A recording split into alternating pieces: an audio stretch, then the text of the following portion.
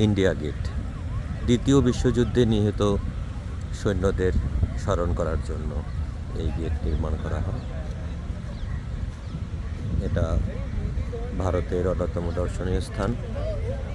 সম্প্রতি ইন্ডিয়া গেটের বিপরীতে নির্মাণ করা হয়েছে নেতাজি সুভাষচন্দ্র বসুর প্রতিমূর্তি, যেখান থেকে তাকে স্যালিউটরত অবস্থায় দেখা যাচ্ছে বীর শহীদদের প্রতি।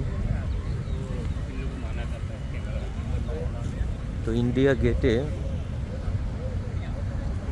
অনেক শহীদের নাম মুদ্রিত আছে। বিস্তীর্ণ এলাকা জুড়ে ইন্ডিয়া গেট সংলগ্ন বাগানের অবস্থান। এর বিপরীতে রয়েছে ইন্ডিয়ান সেক্রেটারিয়েট। একদম ইন্ডিয়া গেট দিয়ে সরাসরি রাস্তা পার করে ওপার সচিবালয়, রাষ্ট্রপতি ভবন।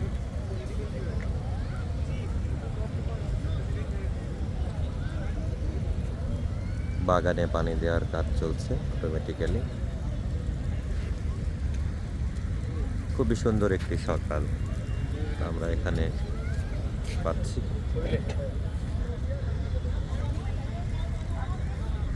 ওই পাশটায় রয়েছে অজ্ঞাতনামা শহীদদের কবর।